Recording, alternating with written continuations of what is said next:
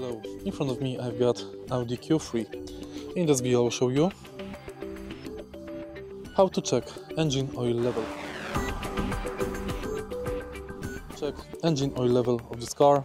Take a look at the left side of engine compartment. Right here we've got the engine oil level dipstick.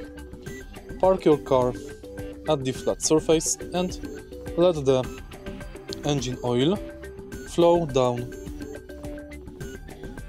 It usually takes from 15 to 20 minutes. Now remove the dipstick,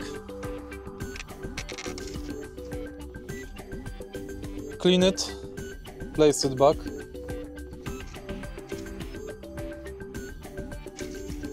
remove it, and here you can check engine oil level. The level should be right here in the center.